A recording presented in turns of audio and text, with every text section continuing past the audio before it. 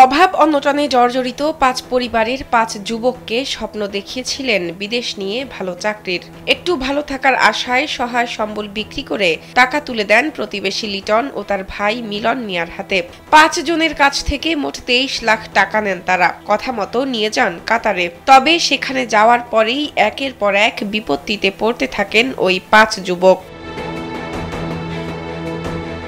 ৫ জনের কাউকে চাকরি দেন, কাউকে দেন না। তবে চাকরি দিলেও বেতনের টাকা নিজেই তুলে নিতেন প্রতারক লিটন। এমনকি দিতেন না খাওয়ার খরচও। কষ্ট সহ্য করতে না পেরে বিদেশ থেকে দেশে ফিরে আসতে চান ৫ যুবক। ফিরে আসতে চাওয়ায় করেন শারীরিক নির্যাতন। পরবর্তীতে কৌশলে দেশে ফিরে আসেন তারা।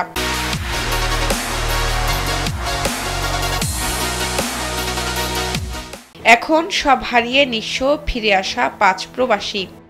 নিয়ে যায় আমার কাজ দেয় আইডি দিয়ে কাজ দেওয়ার পরে এখন করে নেয় আমার আইডি দিয়ে করে টাকা তুলে খায়।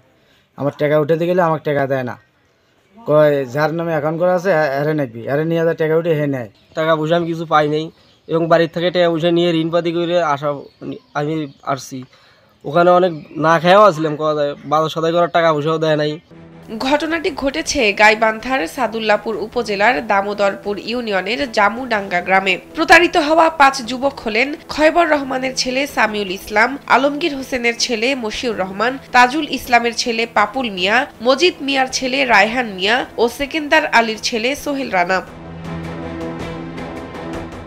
ভুক্তভোগীরা বলছেন, উপজেলার মরুয়াদহ গ্রামের বদিয়াজ্জামানের ছেলে মাহাবুর রহমান লিটন কাতার থাকেন। কয়েক মাস আগে প্রতিবেশী ওই ৫ যুবককে কাতারে যাওয়ার প্রলোভন দেন লিটন সহ তার ভাই মিলন মিয়া ও বোন জামাই ফারুক মিয়া। তাদের মাধ্যমেই এই বিপুল পরিমাণ টাকা দেন তারা।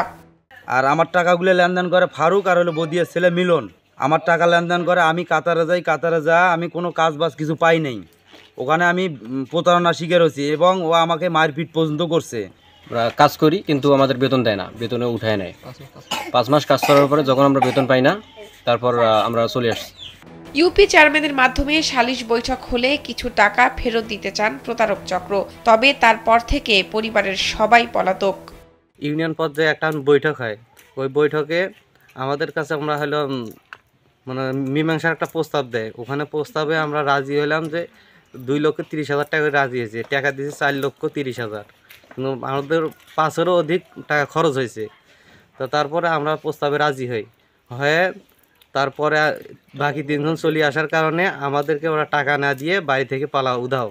এ বিষয়ে অভিযুক্ত লিটনের সঙ্গে যোগাযোগের চেষ্টা করে তাকে পাওয়া যায়নি। তবে আরেক অভিযুক্ত ফারুক জানান, তাদের 5 জনকে বৈধ ভিসায় কাতারে পাঠানো হয়েছিল। তারা কেন দেশে ফিরে এসেছেন তিনি জানেন না। এখান থেকে 5 জন নিয়ে গেছি, আরও মনে করো 4-5 জন গেছি। যাওয়ানোর পরে বৈধভাবেই গেছি, যাওয়ানোর পরে ওখানে কাজ দিয়েছি। যাওয়ানোর পরে ওরা কোন কারণে আইলো সেটা আমি বলতে পারবো। এ বিষয়ে কথা বলার জন্য সাদুল্লাপুরের দামোদরপুর ইউনিয়ন পরিষদের চেয়ারম্যান জাহাঙ্গীর আলমের সঙ্গে একাধিকবার যোগাযোগের চেষ্টা করেও পাওয়া যায়নি। শাহনাজ পারভীন, কালবেলা।